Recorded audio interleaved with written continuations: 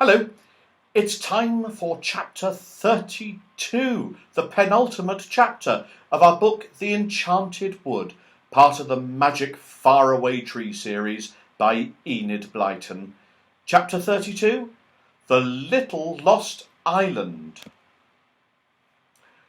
"Wouldn't you like to wish?" said Moonface, turning to the old saucepan man, who was just about to bite into his cake. "Fish!" said the saucepan man in delight. "I'd love to fish. I wish we was all fishing for fine fat fishes in the middle of the sea." Well, what a wish to make, just as he was eating a wishing cake, for he hadn't heard Moonface properly. Anyway, the wish immediately came true. A wind blew down and lifted up the whole crowd of guests at the table. Sitting on their chairs, clinging tightly, they flew through the air for miles. Whatever was happening? Down through the chairs in the big wind, a shower of salty spray drenched everyone. Joe gasped as he looked down. Bump!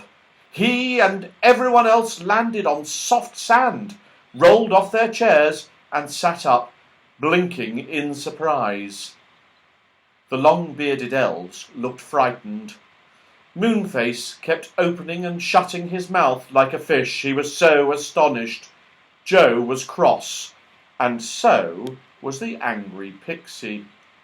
"Oh, now what's happened?" said Dame Washlot in a most annoyed voice. "Why have we come here?" "Oh, look at all those fishing rods," said Silky, pointing to a whole row of rods standing in the sand with their fishing lines in the water. "Oh, waiting for us," groaned Moonface. "Silly old saucepan man didn't hear what I said about wishing. He thought I said fishing, and he wished us all here, all fishing in the sea." "Oh, goodness," said Beth, alarmed. "Where are we then?" "Well, I think we're on the little lost island," said Silky, looking round. "It's a funny wee place, always floating about and getting lost. But there's always good fishing to be had from it."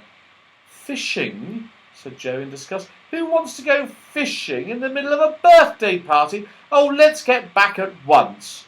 "Ding dong," said Silky's clock, walking about the edge of the sea and getting its feet wet in the waves.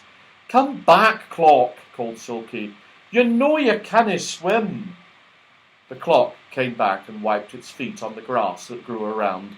Beth thought it was a remarkably sensible clock, and she wished she had one like it. "You know, we really must do something about getting back to the land of birthdays," said Joe again, getting up and looking around the little island. "What can we do? Is there a boat here?" There was nothing except the fishing rods. Nobody even touched them, for they didn't feel much like fishing. The little lost island was just a hilly stretch of green grass and nothing else whatsoever. "I really don't know what to do," said Moonface, frowning. "Do you, Mr. Whiskers?" Mr. Whiskers was dressed up like Santa Claus and looked fine indeed. With his long beard, he rubbed his nose thoughtfully and shook his head. "Well, it's difficult," he said, "that none of us has any magic with him, because we're all in fancy dress and our other clothes are in the land of birthdays, so that the spells and magic we keep in our pockets are not here."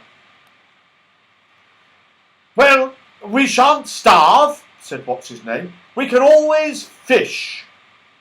"Well, fancy eating fish and nothing but fish always," said Joe, making a face. "When I think of all those lovely things that Beth wished for, and nobody to eat them now.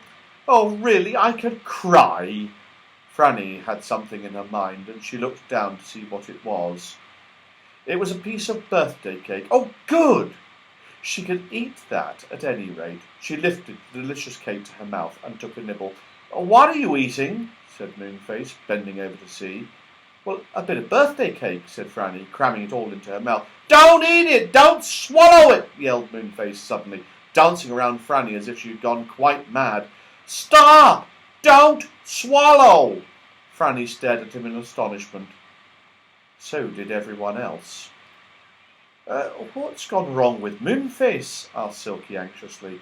Franny stood still with her mouth full of birthday cake, looking with amazement at Moonface. What's the matter? She asked with her mouth full.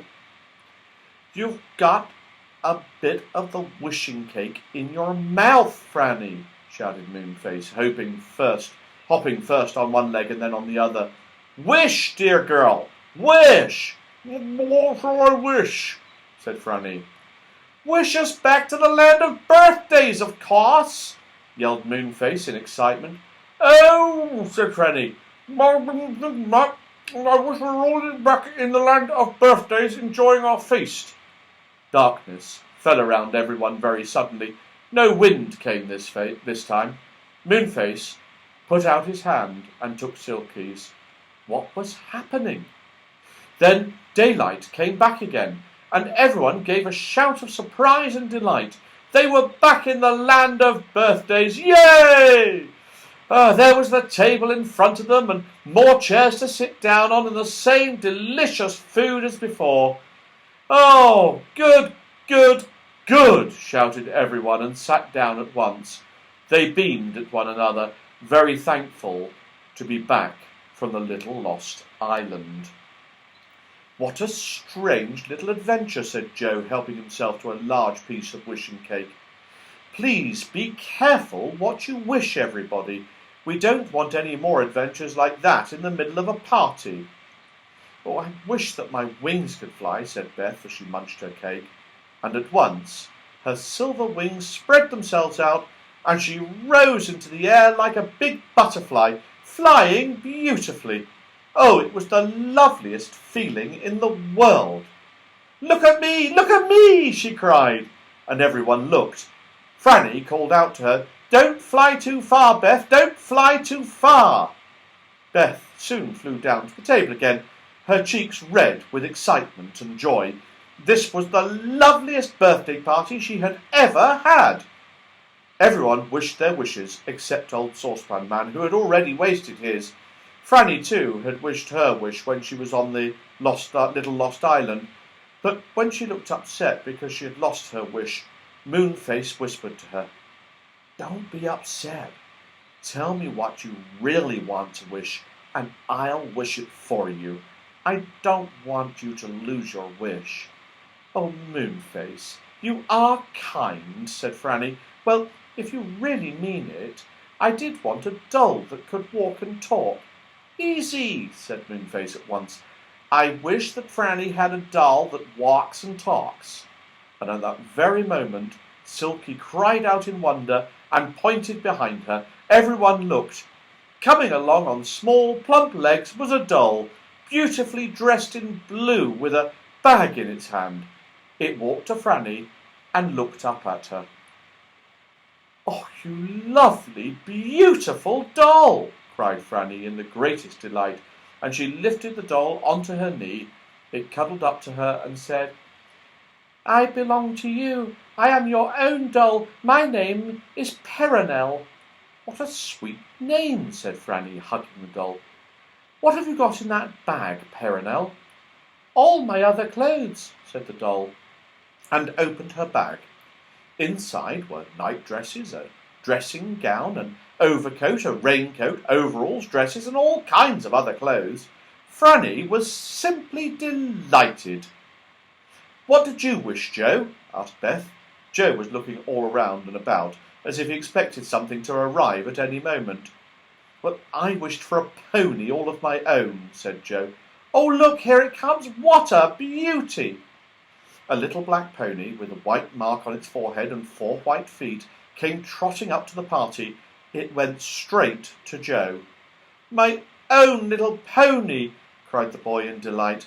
Let me ride you. I shall call you Midnight Star, for the little white star on your black coat. He jumped on the pony's back, and together they went galloping around the land of birthdays. Now let's play games, cried Moonface, capering about. And as soon as he said that, the table vanished and music began to play. Musical chairs! Musical chairs! Shouted Silky, as the chairs suddenly put themselves together in a long row. Come on, everybody! And we'll find out what happens next. You guessed it, tomorrow.